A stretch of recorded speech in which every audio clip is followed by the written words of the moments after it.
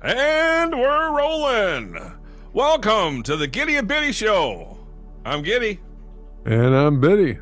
Glad to have you here. Thanks for dropping in. Tonight we're going to talk about stuff. Stuff may or may not include groundhogs that we worship every February 2nd that usually get it wrong. Stuff that matters and stuff that doesn't. Yeah. I guess that's up to you to decide. may or may not include Valentine's Day stuff. Balloons, flowers, things you love, things you don't. We have like a whole new meaning of balloons this year. If you care to send the very best, send it over someone's country. Right on. So we had the groundhog pop up last week, February 2nd. He says 6 more weeks of winter. And then we're in the 40s almost here in Michigan. From single digits to the 40s. I think it's time we end the groundhog thing. Massacre that. Oh, I don't want to say any bad words. Listen, it was 75 and sunny. It was hot here today. I'm going to just tell you that without rubbing anything in, but whew, that southern sun's hot. Well, I can't wait. I can't wait for the weather to break all the way. Right now, we've had that cold deep freeze. Now it's starting to warm up during the day, so we're getting that ice coating on everything as the snow melts and then refreezes overnight. But this is a great time to get on maple syrup, something that you can do at home with your own trees. Get your own little delicious goodness from Mother Nature. Maple syrup. Anybody can make it. It's easy as pie, you know. Right on, I forgot I'd forgotten you guys are doing that. Yeah, that's cool. Yeah, I'm hesitant about tapping this early because I think we're gonna break back down into that deep freeze for a while before we come back up. Pure Michigan, baby. But if you do tap early, sometimes your sugar content's a little low.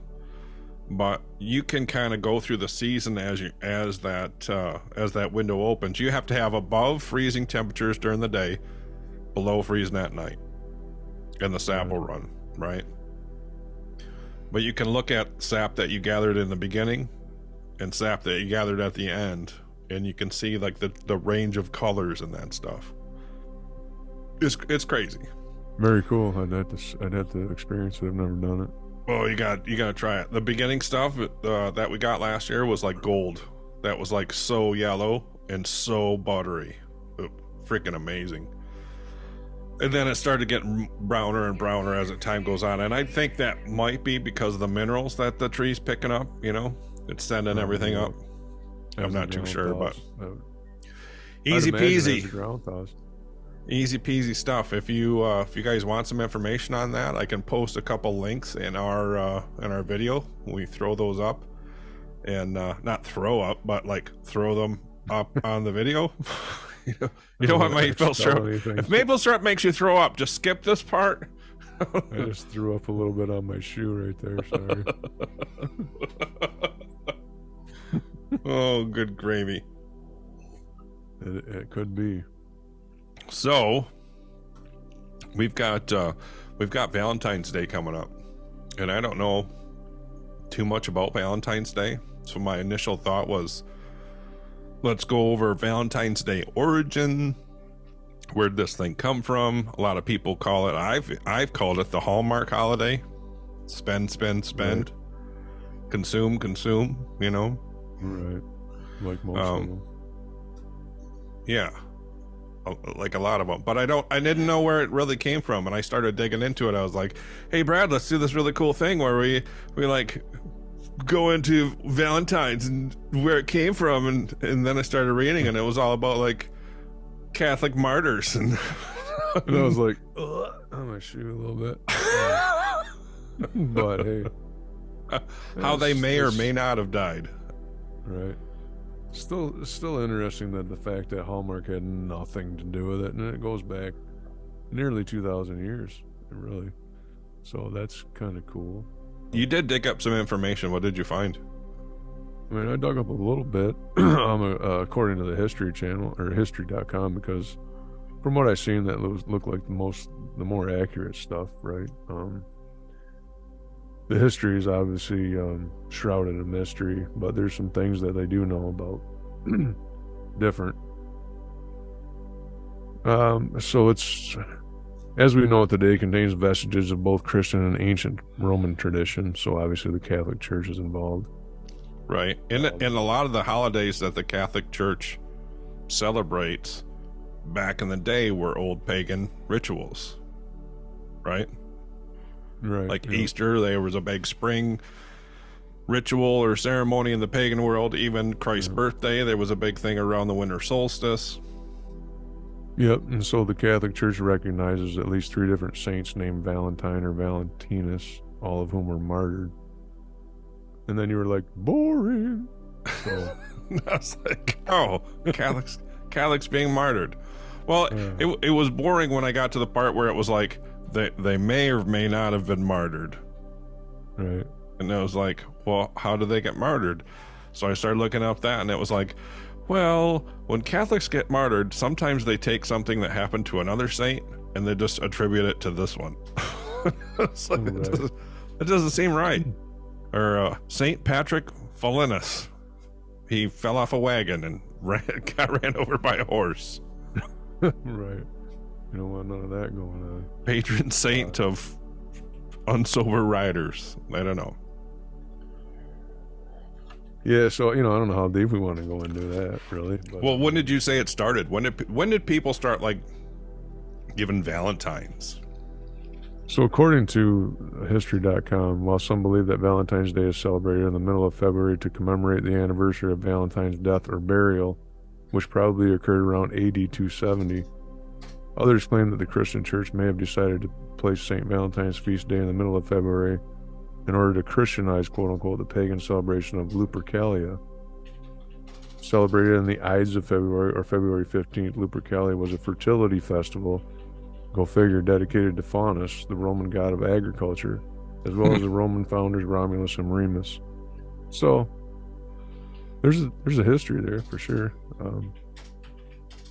What interests you, I mean, do you... None of that. Does anybody really care, or just want to buy hearts and chocolate and gold and buy flowers? A bunch of fake, Buy flowers. Get her some flowers, right. Even if she says she doesn't want any. She does. Even if they're made out of vinyl, just buy them. Make them yourself. Make them at home. That's right. What is it? Repurpose, reuse, renew. We have a good buddy, if he tunes in tonight, which may happen, that made his own flower for a grave. We can let him tell about that if he decides to. He absolutely did it, and you know what? That thing was pretty absolutely cool. Stunning. Pretty stunning. Cool, yeah. Talk about talent. Yeah, I hope he's able to tune in tonight and join us on here. He has the link. Yeah. Which brings up another point. If but he probably doesn't guys, have the battery because he lives out in the middle of BFE in the mountains. This is true. This is true. Wait, my battery's gonna... Oh, okay. We'll talk to you next time. Yep. Tune in next time. For the Giddy and Biddy show. So instead of going into all the Valentine stuff, I thought maybe we just talk about some stuff we love. Right. God, family, country. And of course, that's all in the list of things that people wanted us to talk about anyway, so not a bad idea. Yeah. Because it leads into another subject, which we'll bring up at a later moment. But so your thoughts on God, love, and family? God, family, and country. I think that's a good order. I think that's a good order. Yeah.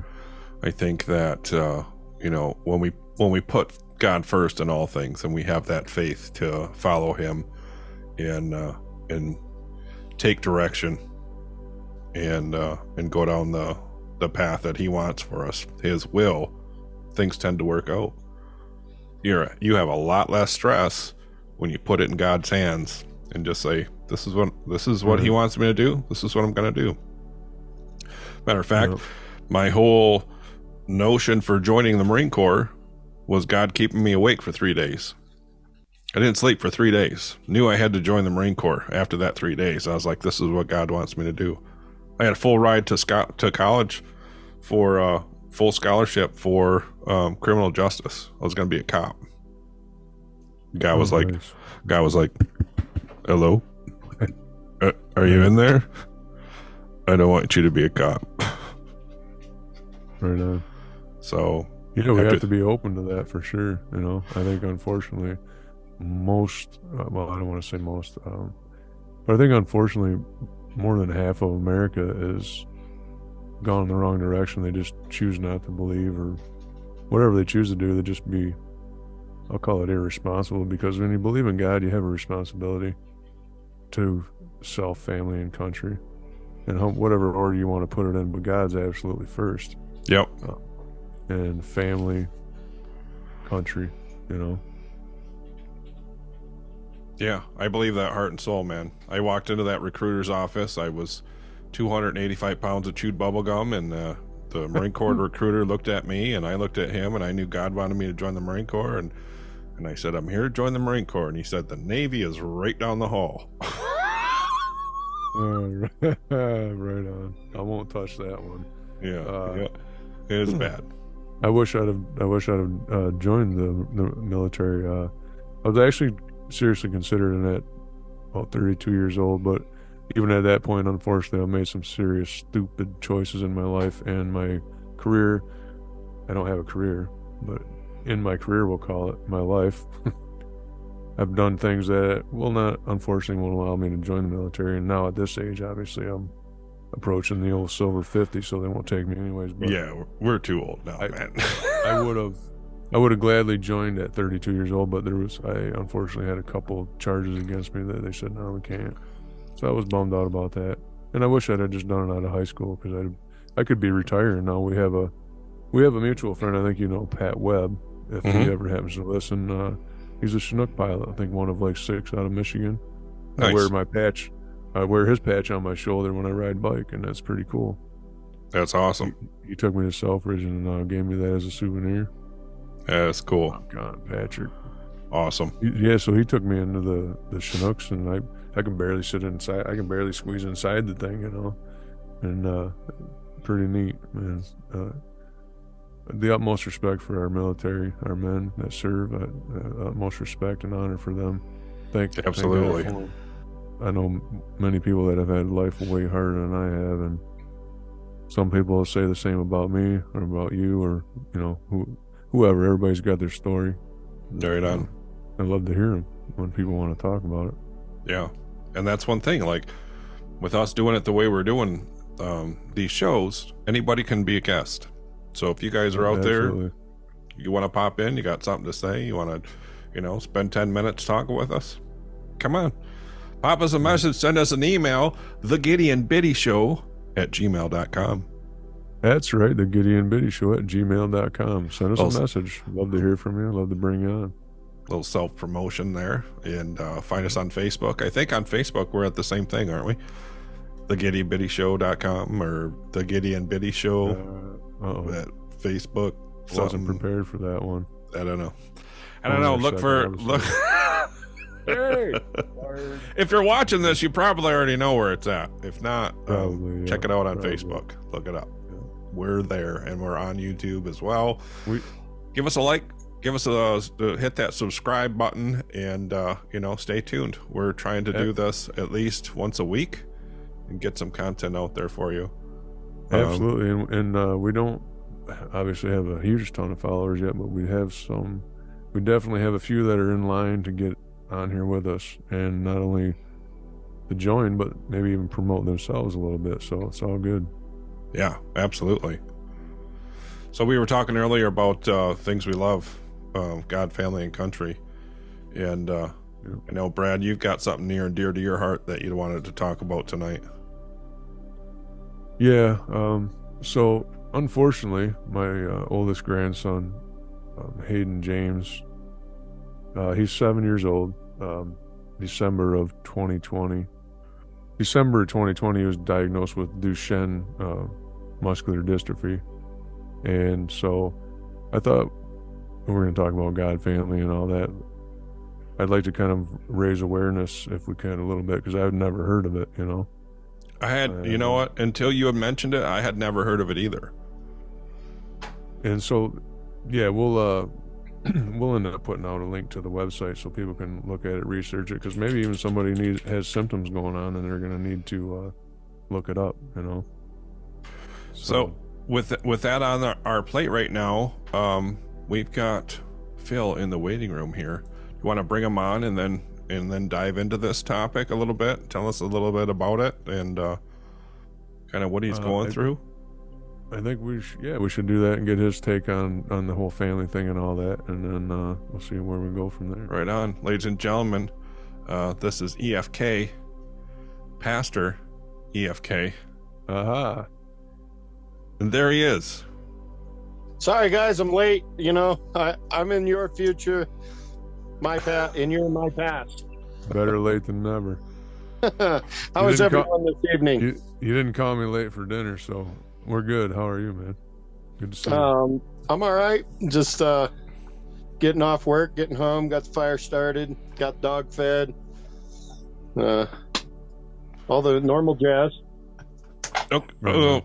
It's good to see you, EFK. So, first and foremost, we're talking about three things we love in honor of Valentine's Day coming up here, and those three things were God, family, and country. But before we get into that, and Brad's got some stuff he's gonna dig into, I think it's important that you explain the EFK portion of your name tag here. Just real quick. For those of you that can't read it. Right.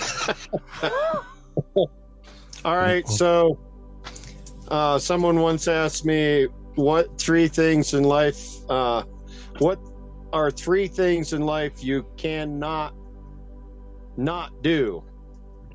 And most people that answered the question were like water, or eat, breathe, and something else, and I came up with eat and kill, because and there you have it. That damn German word. There you. It's the most diverse word in the English language, so I probably screwed that explanation up. Comes from the German word friggin, which means to strike.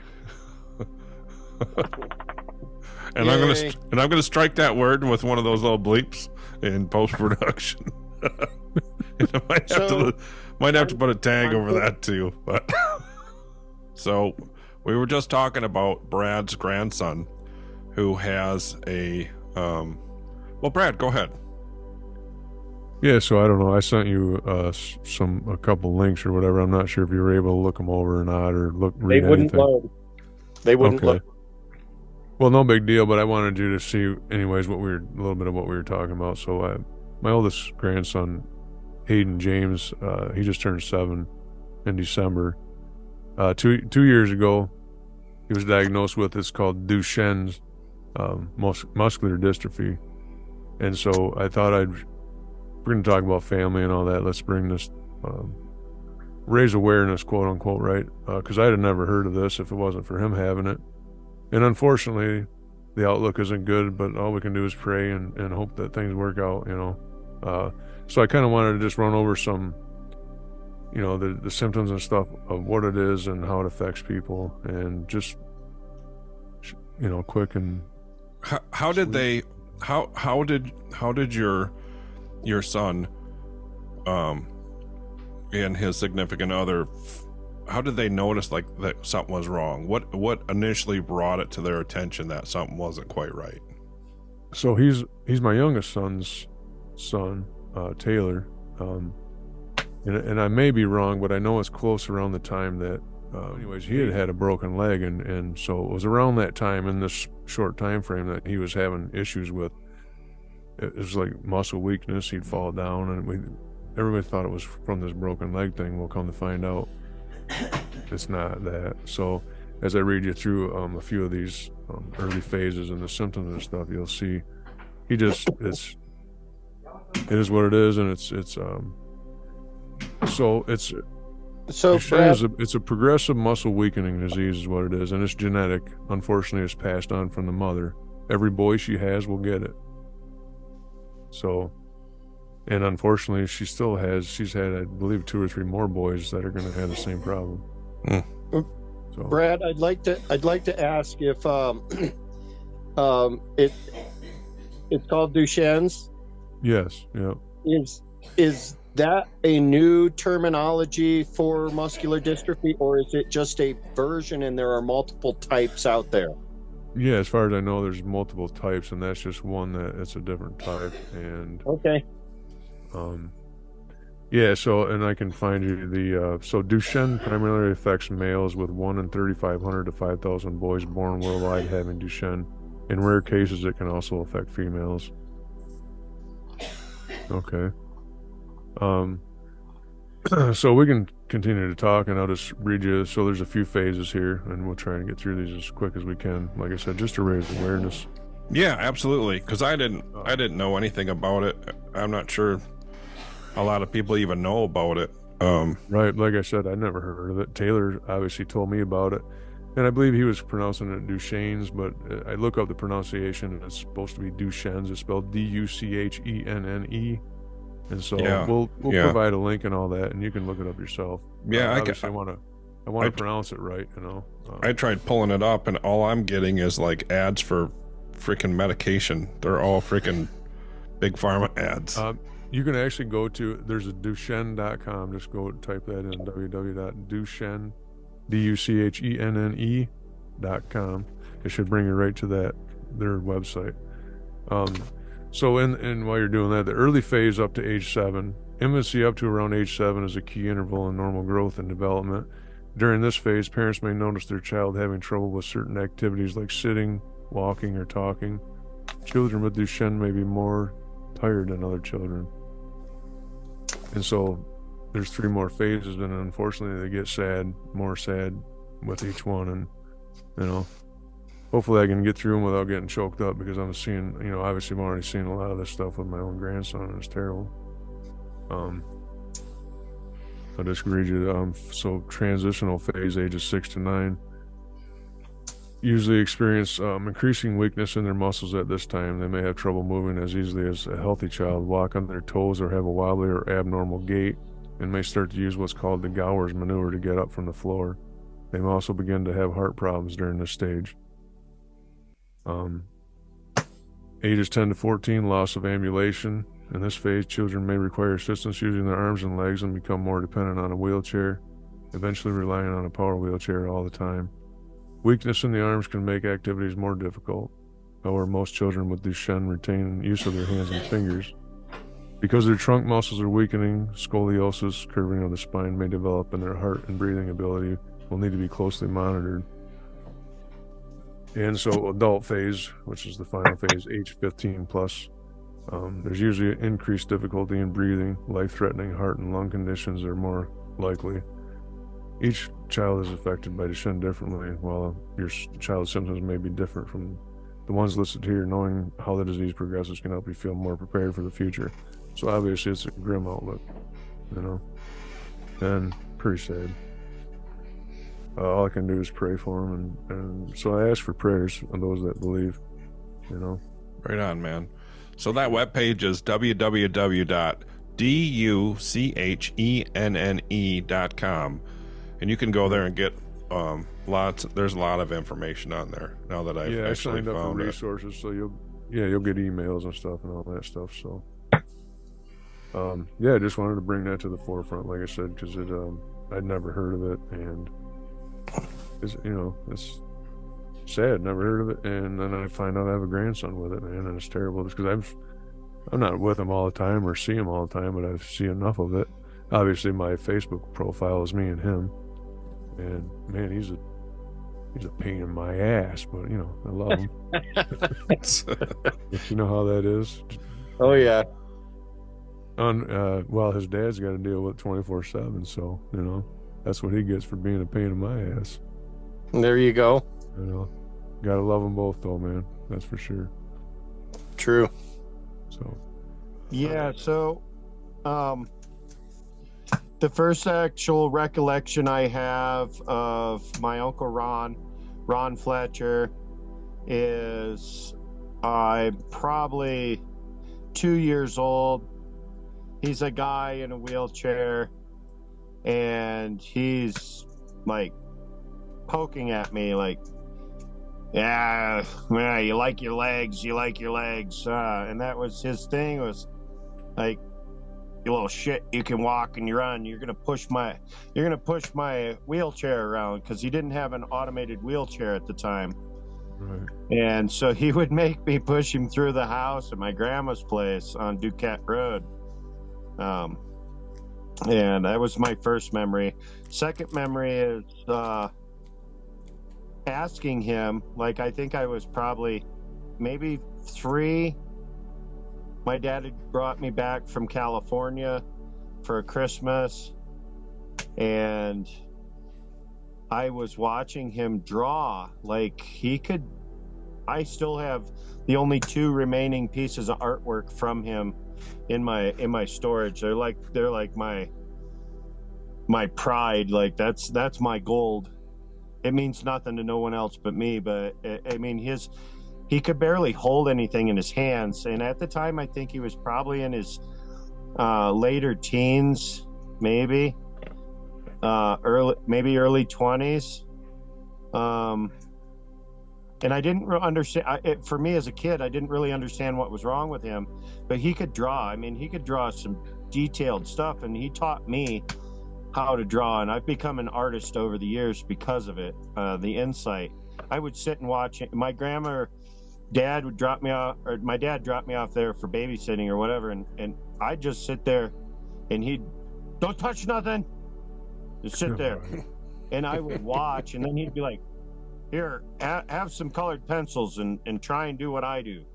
And I would try and emulate what he was doing as a young child, but it was so enthralling to me. As it went on, and I came back in I think I was 7 or so, I hung out at my grandma's a lot, Grandma and Grandpa Fletcher out on Duquette Road, and I learned that he had muscular dystrophy, and I'd have to help him eat at the table. He couldn't pick anything up, and I always thought it was cool that he had these like really complex swirly straws to drink soda and drink. And this is when my grandma started telling me what was wrong with him. Said that when he was about 9 years old, he started having trouble walking. So they put him in braces, and at the time they weren't really sure what was wrong with him. Then they, a couple years later, diagnosed him with muscular dystrophy, but I never heard of any specific type it was. Right. And they said he wouldn't make it to 12 years old. And then a couple years later, he's 12. They're like, well, he's not going to make it to 15. Well, he's not going to make it to 17. Yeah. Well, he's not going to make it to 20.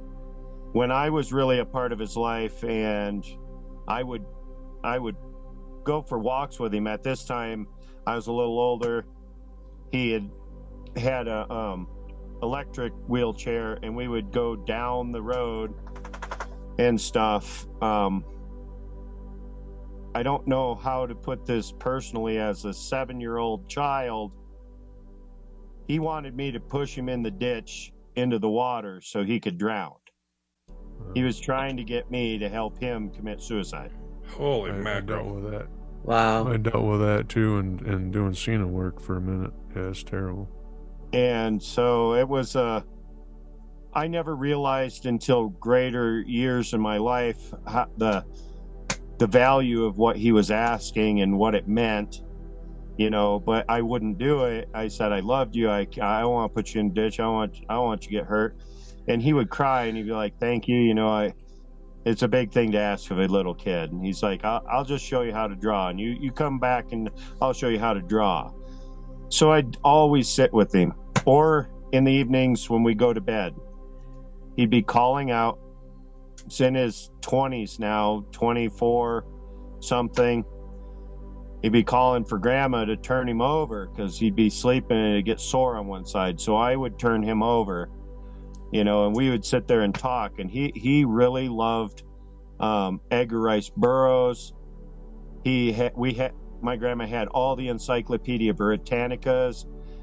At night, he'd be like, go grab a flashlight, go grab this encyclopedia. We're going to read this encyclopedia, because he couldn't sleep. So I learned a lot from him there, as in learning things about the world, because he knew he was never going to get there. He had accepted what was going on. So But you he were lived- right where you needed to be at the time. He lived to be 28 years old. Wow. Oh, wow. Wow, look at that. He That- drew that. He shaded that. Yeah, Nice. that's one of them. That's amazing. Wow. It was great to catch up. It was great to talk with you both. Appreciate Thank you. you so much for the opportunity. Absolutely. Appreciate your absolutely. time Nice meeting you, tonight. Phil. Same here. Maybe one of these days in real person. I got Hey, myself a you know Harley what? now. We're traveling. We're Nice. not staying in here. Like we are traveling. So you never know. Can't wait Just to show make up it in happen. Colorado. We'll You go- never know. We'll all go riding together. Can't wait. Yeah. Yes. Well, Yes. I don't know about the ride, but I'll be there.